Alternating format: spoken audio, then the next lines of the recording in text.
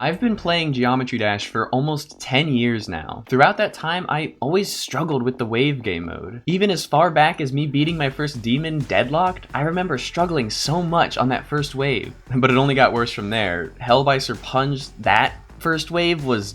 no, just absolutely not. But fast forward all these years, I was still struggling with the wave more than anything else. So if you went back in time 2 years and told me that my hardest demon would be unknown by 9 dice, I would absolutely not believe you. A couple years ago, I struggled to beat Sonic Wave. It took me so long. I had to take a break, beat Atomic Cannon before I went back to Sonic Wave.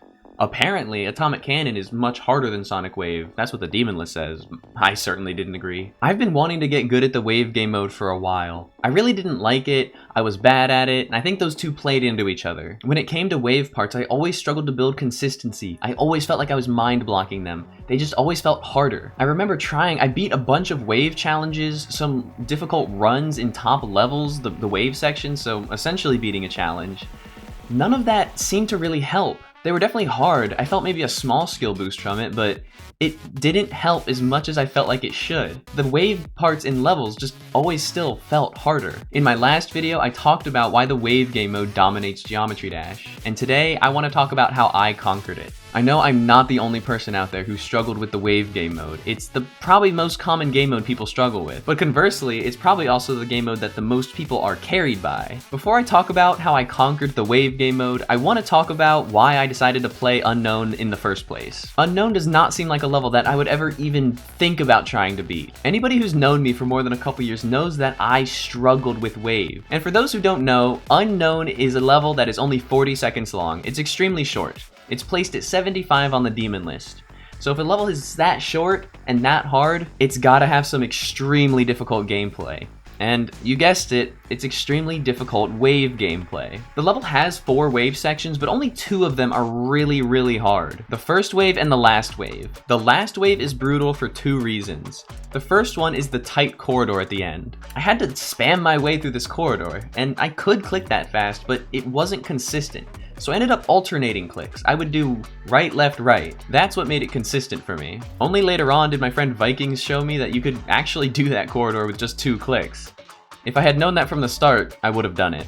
But at that point, my muscle memory was just too locked. That's besides the point though. This isn't even the worst part of the last wave. The worst part is this one little gap. It's this one little gap that you have to do in the middle of these 2 clicks. It's so absurdly tight. There's just no way you can think about it. This is what makes the last wave hard, but the first wave is actually a lot harder. To be clear, this wave starts after 19 seconds of cube timings and a weird little ship part for some reason. It throws you right into this ridiculously tight wave corridor. This is brutally difficult and filtered out more than half of my attempts to the wave. If I managed to pass that, however, there was a bit of breathing room afterwards. It actually gets pretty wide here.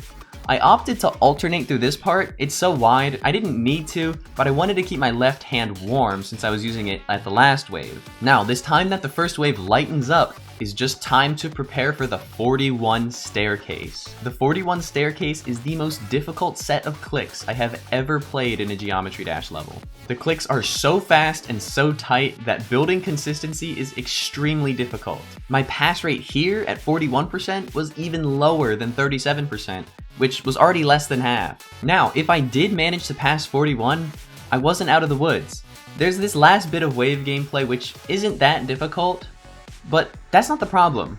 The problem is recovering. Doing 3 clicks that are so fast that I can't really control my hand that well means that the way I exit the click pattern is very inconsistent. Sometimes it would be really low, sometimes it would be really high. I have to react. Even though the rest of the wave part is pretty open, reacting to a vastly different position, wherever my wave could be, it just didn't work. This was another thing that filtered a ton of attempts that could have been used to get farther into the level. So yes, this first wave section is like the most difficult thing ever, and my pass rate of it was terrible. Actually, let me look real quick. Okay, I just checked. My pass rate at the first wave was 11.7%. I remember I calculated it at another point on stream once and it was 8%, so my consistency was improving a good bit by the end of the experience. But still, 11.7%. For one part, that's like 9% of the level. And look, I could sit here all day describing everything about Unknown, all the little inconsistencies, everything that made it so hard, but that's not why we're here. We're here to understand how I conquered the wave game mode. So let's break it down. How did I get the skill to beat Unknown in the first place? The truth is simpler than you think. Bluntly, I reduced my input delay. Boring answer, I know, but reducing input delay helps with Wave more than the other game modes. You can watch my last video to figure out why. What exactly did I do? I got a wooting keyboard. I got a wooting keyboard. I looked up a bunch of little settings for my monitor. It's nothing crazy. This one's embarrassing to admit. I played on windowed mode for a long time. I thus felt it was easier to switch. I didn't realize it was really bad for my delay. But please play in full screen mode. It makes the game easier. And on top of that, I used click between frames. Beating Unknown without click between frames is... I don't expect anyone to do that. That's a ridiculous ask. It's such a grindy level. Like, click between frames makes it so much easier. But we all know reducing input delay makes Wave easier. But it does also make you improve faster. I've talked about this before, but I'll run it down again real fast. Back in the day, I was playing on 240, I was like, I'm playing on a harder mode, so I'm playing harder levels, so I get more skill out of each level I beat.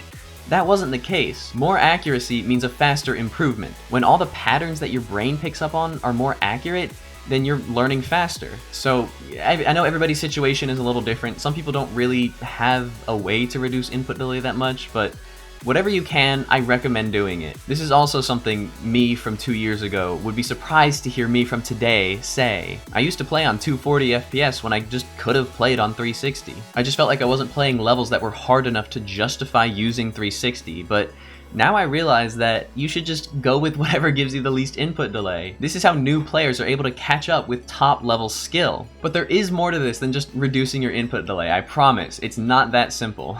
There's a mindset shift as well that helped me a lot with the Wave. I've mentioned it a million times before, I jumped to Rust. Rust has a lot of hard timings. Not a lot of Wave gameplay, only one short Wave section. The timings at the end of Rust are best approached with visual cues. For this jump, for example, I would say my cube has to fit exactly between these two lines before I click. That's what makes the jump work. And if you practice that every day, the visual cue will become incredibly consistent. You always look at it and you have such a strong intuition for the timing. But when you're far, the best way to do this is to focus on it. Being consciously aware of your performance of the timing helps in this case. And I played a lot of levels where being consciously aware of what you're doing was beneficial. If I was playing inconsistently, I was like, okay, I need to focus and think about what I'm doing. That helps with visual cue style gameplay. Wave is not like this though. Wave and Ship as well, to an extent, are very different. Thinking about it makes you perform worse. The cue for any Ship or Wave part isn't consistent. You have to react to your position each time. There's too many factors involved for you to be thinking about just one that you have to react to, like a visual cue. That's a single factor that you have to look at and concentrate on. With Ship or Wave, there's too many. When I would opt to consciously think about playing a Wave or Ship part, I would end up focusing too much on like one specific factor of the gameplay and ignore the other ones because there's so many different things happening. Every time you approach a part, you're gonna have a little bit different momentum if you're with the Ship, different position if you're the Wave. Letting your subconscious intuition take over is the best way to approach these parts. And I had to slowly unlearn focusing on every single thing to get this down. It was a slow process, but once I realized what I had to do, I could slowly see the improvement. Some sections are so hard that you just cannot think about them. You can't do it. When you walk around, you don't consciously think about it. You don't think, okay, I gotta pick up my right foot now, I gotta pick up my left foot, I gotta pick up my right foot, put it down, like, no. If you did, I bet you'd be worse at it. This is why people say, don't overthink it. Oh, you're thinking about it too much. Just do it. Don't think about it. It's such a common piece of advice when you're trying to perform something difficult. When you learn a skill, your subconscious becomes better at it than your conscious mind. Your subconscious is what puts you in the flow state. Your conscious mind will take you out of it and cloud that. I still have a lot of room to improve though. I want to look into different forms of meditation because that can often help put people in the flow state. There are a lot of ways to get out of your conscious mind. It's hard for me. My conscious mind is so active. I love to think about things. But when it comes to playing Wave sections, shut it down. And the better you get at a certain Wave section, the more you need to not think about it. Your subconscious is really what's improving here. Anyways, this video is a lot more rambly than my normal ones. I don't have a script. I felt like this one should be more personable, more, you know, from the heart. You feel me? Why did I play Unknown in the first place? My friend H-Storm beat Unknown in secret. Well, he told some people, but he didn't tell me, and he dedicated the completion to me. I was like, that's really nice. It would be really funny if I returned the favor. He would never expect me to play unknown. So I was like, okay, let me just do a practice run, see like if it feels possible. I was like, okay, no, this first wave feels impossible, but what if I just try to beat the first wave once? And what if I try to beat the last wave once? It took a while, but I was able to do each one of those. And I was like, okay, what if I just like grind this level, see what I can do? It's still a joke. But I was actually able to build some consistency, and I was like, you know what? What if I do it? What if I just go for this in secret? I tried to beat it in secret this summer. After I beat Lucid Nightmares, you can see my channel went dark for a while, and that's because I was grinding unknown almost every day. At the end of August, I had 65%, 33 to 100, but I felt like my consistency had stagnated. Those were two really well-connected runs, but I just kept playing every day and was seeing no improvement. I didn't want to force it, and playing a level completely in secret, I mean, I told no one. Playing a level completely in secret is hard, so I decided to drop it. I came back to streaming where I beat Cobwebs and Shardscapes, and I was like, you know what? I was gonna see about finishing this off in secret later on, but I just want to go ahead and beat it, so I decided to reveal the project and went ahead and beat Unknown. It took a while, about another month after I came back to it. I got 78 pretty quickly after coming back. I think that break helped me build some more consistency. I got 78, 80, 86, 92, 94, those were all my best until I beat it. And 92 and 94 were my only last wave deaths. I'm not kidding. That's obviously not a fluke, 94, but I still feel like I got incredibly lucky on this level, only having 2 last wave deaths.